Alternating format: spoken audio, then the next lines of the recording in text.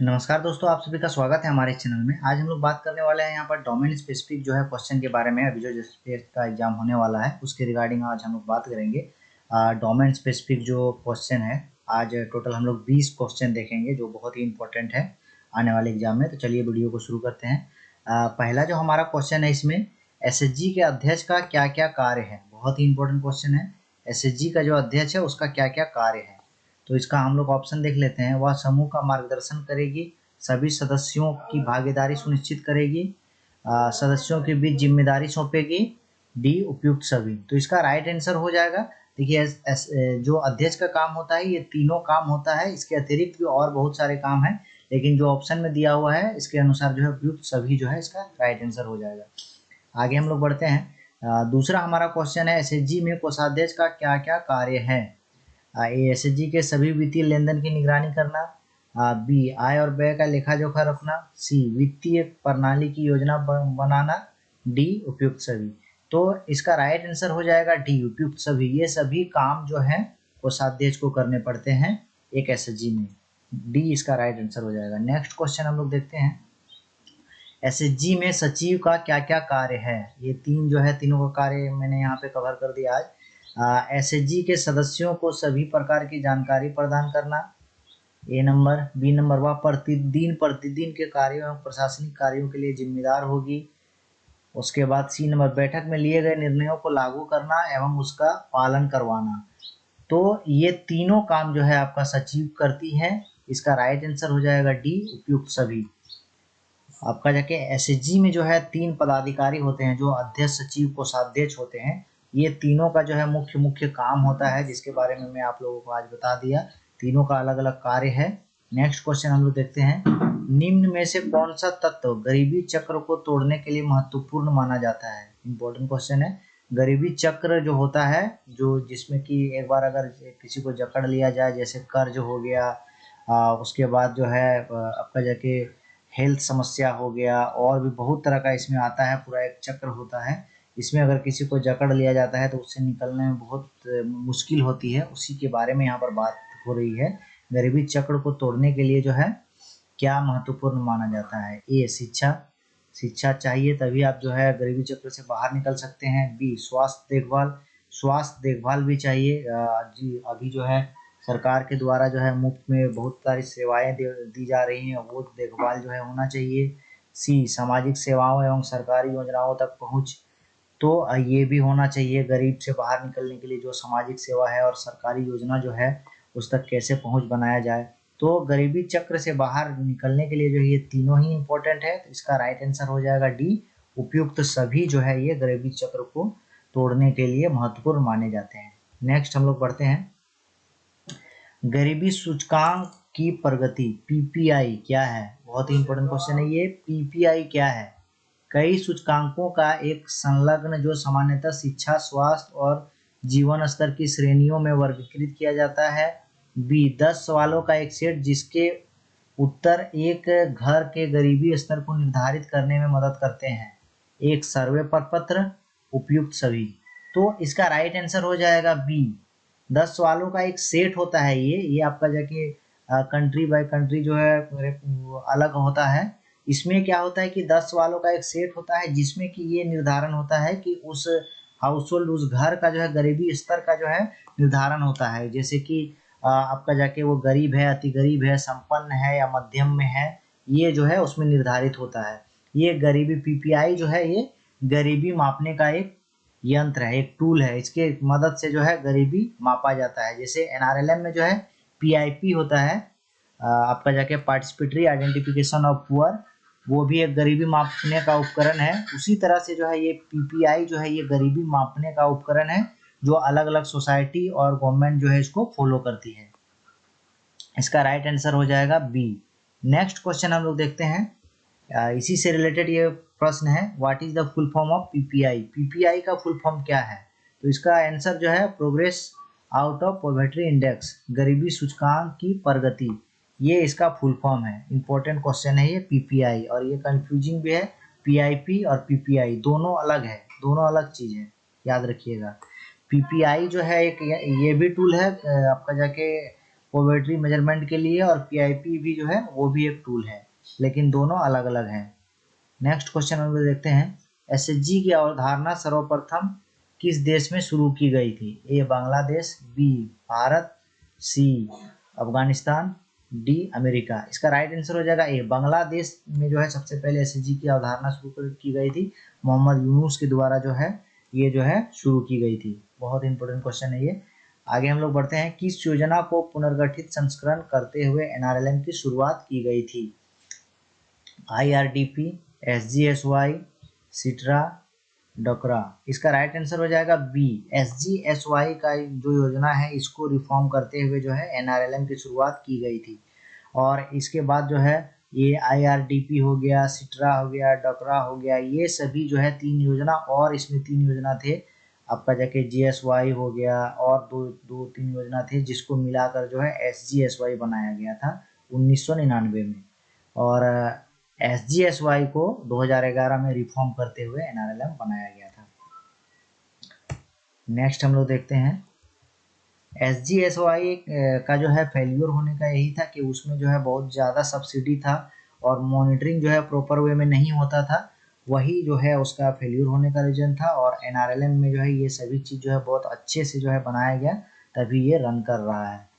अब हम लोग अगला क्वेश्चन देखते हैं, एसएचजी का नियम कौन तय करता है? एसएचजी अध्यक्ष, एसएचजी कोषाध्यक्ष, एसएचजी के सभी सदस्य, डी जेएसएलपीएस। तो इसका राइट आंसर हो जाएगा सी एसएचजी के सभी सदस्य मिलकर जो है एसएचजी के नियम निर्धारित करते हैं। ये एसएचजी वाइज अलग अलग हो सकते हैं, लेकिन कुछ कुछ नियम जो है बैठक संबंधी नियम, बचत संबंधी नियम, और ये सभी कुछ कुछ जो नियम है और भी वो सेम रहता है। बाकी कुछ कुछ जो है एरिया वाइज और एसएचजी वाइज नियम अलग हो सकता है। एसएचजी के सभी सदस्य मिलकर जो है एसएचजी का नियम निर्धारित करते हैं। नेक्स्ट क्वेश्चन हम लोग देखते हैं, एनआरएलएम अंतर्गत गरीब परिवार का चयन कैसे होता है? बहुत ही इंपॉर्टेंट क्वेश्चन है ये। एनआरएलएम के अंतर्गत गरीब परिवार का चयन कैसे होता है? ए बीपीएल, बी पीआईपी, सी मुखिया द्वारा, डी जेएसएलपीएस द्वारा। तो इसका राइट आंसर हो जाएगा बी पीआईपी जो है पार्टिसिपेटरी आइडेंटिफिकेशन और ऑफ पुअर, ये सहभागिता से गरीबी पहचान। ये उस गांव में जो है सभी आदमी मिलकर जो है उस गांव के जो है ये पीआईपी प्रोसेस होता है, वो प्रोसेस करते हैं और गरीब का वहां पर चयन होता है। ये एनआरएलएम का जो है गरीबी मापने का मेजरमेंट है, इसी के जरिए जो है गरीबी मापा जाता है। ये बीपीएल जो है आपका एसजीएसवाई में बीपीएल के तहत जो है गरीबी को जो है ये किया जाता था, मापा जाता था, और एनआरएलएम में पीआईपी के जरिए मापा जाता है। नेक्स्ट क्वेश्चन हम लोग देखते हैं, एनआरएलएम की शुरुआत कब हुई थी? बहुत इंपॉर्टेंट क्वेश्चन है। जून 2011, अप्रैल 2011, नवंबर 2015, दिसंबर 2019। तो इसका राइट आंसर हो जाएगा जून 2011 में जो है एनआरएलएम की शुरुआत की गई थी, और यहाँ जेएसएलपीएस जो है ये अप्रैल 2013 से चल रहा है काम। नेक्स्ट हम लोग देखते हैं, एनआरएलएम की दृष्टि से पीआईपी का फुल फॉर्म क्या है? इंपॉर्टेंट क्वेश्चन है ये, मैं बताया भी हूँ अभी बार बार वीडियो में। Performance improvement plan, performance index paper, participatory identification of poor, pharmaceutical information programme. तो इसका राइट आंसर हो जाएगा C participatory identification of poor, ये जो है इसका फुल फॉर्म होता है। नेक्स्ट क्वेश्चन हम लोग देखते हैं, एनजीओ का फुल फॉर्म क्या है? A non government organisation, non gold organisation, never governmental organisation, nature governmental organisation. तो इसका राइट आंसर हो जाएगा ए नॉन गवर्नमेंट ऑर्गेनाइजेशन जो है एनजीओ का फुल फॉर्म होता है। नेक्स्ट हम लोग क्वेश्चन देखते हैं, निम्न में से कौन एसएचजी का पंजी नहीं है? इंपॉर्टेंट है ये, कौन सा जो है इसमें से एसएचजी का एक रजिस्टर नहीं है? बैठक प्रस्ताव है, कैशबुक भी है, ऋण पंजी भी है, डीसीबी जो है ये एसएचजी का जो है पुस्तक नहीं है, पंजी नहीं है। इसका राइट आंसर हो जाएगा डीसीबी। डीसीबी का फुल फॉर्म होता है डिमांड कलेक्शन बुक या डिमांड कलेक्शन बैलेंस, ये दोनों फुल फॉर्म इसका हो सकता है। और ये जो है वीओ स्तर और सीएलएफ स्तर पर होता है। ये मंथ वाइज जो है एसएचजी का उसमें क्या डिमांड था लोन का, क्या कलेक्शन हुआ, उसका बैलेंस क्या बचा, ये सभी चीज़ इसमें जो है हम लोग को पता चलता है इस रजिस्टर से। उस वीओ का जो है हम लोग को पूरा स्टेटस पता चलता है रिपेमेंट का कि क्या है। नेक्स्ट हम लोग बढ़ते हैं, अगला जो हमारा क्वेश्चन है, एसएचजी में बचत बैंक का संचालन किसके द्वारा किया जाता है। इस बार ये क्वेश्चन जो है पूछा गया है, एसएचजी में बचत बैंक का संचालन किसके द्वारा, बचत बैंक खाता जो होता है उसका संचालन किसके द्वारा किया जाता है। अध्यक्ष और समूह के एक सदस्य, सचिव और समूह के 2 सदस्य, कोषाध्यक्ष और समूह के 1 सदस्य, एसएचजी द्वारा अधिकृत किए गए सदस्य पदाधिकारी। तो इसका राइट आंसर हो जाएगा डी, एसएचजी द्वारा अधिकृत किए गए जो है जो पदाधिकारी होते हैं या सदस्य होते हैं वो आपका जाके एसएचजी का बैंक खाता को ऑपरेट करते हैं, संचालन करते हैं। डी इसका राइट आंसर हो जाएगा। नेक्स्ट क्वेश्चन हम लोग देखते हैं, निम्न में से कौन उपसमिति नहीं है। ये इंपॉर्टेंट क्वेश्चन है। उपसमिति होता है आपका वीओ लेवल में, सीएलएफ लेवल में। तो यहाँ पर पूछा ये जा रहा है कि निम्न में से कौन सा जो है एक उपसमिति नहीं है। ए, बैंक लिंकेज एवं पुनर्भुगतान उपसमिति, बी, सोशल मोबिलाइजेशन उपसमिति, सी, सामाजिक कार्य उपसमिति, डी, पदाधिकारी बदलाव उपसमिति। तो देखिए बैंक ए नंबर भी उपसमिति है, आपका जाके सोशल मोबिलाइजेशन भी उपसमिति है, सामाजिक कार्य भी उपसमिति है। ये पदाधिकारी बदलाव से रिलेटेड जो है कोई भी उपसमिति नहीं होता है। ठीक है, पदाधिकारी बदलाव जो है वो एज पर नीड होता है बीओ, एसएचजी, सीएलएफ का, लेकिन हर 2 साल में कम से कम वो बदलाव होना चाहिए पदाधिकारी का।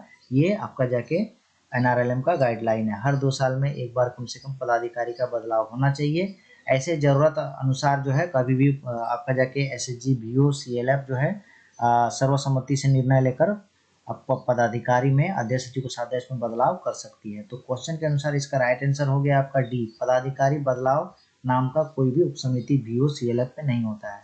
नेक्स्ट क्वेश्चन हम लोग देखते हैं, सीएलएफ के पदाधिकारी में कौन शामिल हो सकते हैं। इंपॉर्टेंट क्वेश्चन है। सीएलएफ का जो पदाधिकारी होता है, अध्यक्ष सचिव, कोषाध्यक्ष, उसके बाद जाके उप सचिव और उपाध्यक्ष, ये जो है 5 पदाधिकारी होते हैं। बीओ और एसएचजी में अध्यक्ष सचिव कोषाध्यक्ष 3 पदाधिकारी होते हैं, लेकिन सीएलएफ लेवल में जो है 5 पदाधिकारी होते हैं, अध्यक्ष सचिव, कोषाध्यक्ष, उप सचिव और उपाध्यक्ष। तो इसका जो है इसमें पूछा जा रहा है कि सीएलएफ का पदाधिकारी कौन हो सकते हैं। एसएचजी के सदस्य, बीपीएल परिवार, बीओ के पदाधिकारी, डी, जेएसएलपीएस द्वारा चयन होकर आते हैं। तो इसका राइट आंसर हो जाएगा सी, बीओ के जो पदाधिकारी होते हैं, बीओ में जो अध्यक्ष सचिव कोषाध्यक्ष होते हैं वही जाकर जो है आगे सीएलएफ के पदाधिकारी बनते हैं, और एसएचजी में जो अध्यक्ष सचिव कोषाध्यक्ष होते हैं वो जो है आगे जाकर जो है आपका जाके बीओ का अध्यक्ष सचिव कोषाध्यक्ष बनते हैं। फिर बीओ का जो अध्यक्ष सचिव कोषाध्यक्ष बनते हैं वही आगे जाकर जो है सीएलएफ का अध्यक्ष सचिव कोषाध्यक्ष बनते हैं। वो वोटिंग होता है, सर्वसम्मति से निर्णय होता है, जिसका फाइनल होता है उसका जो है बीओ का पदाधिकारी, सीएलएफ का पदाधिकारी वो बन सकते हैं। इसका राइट आंसर है सी।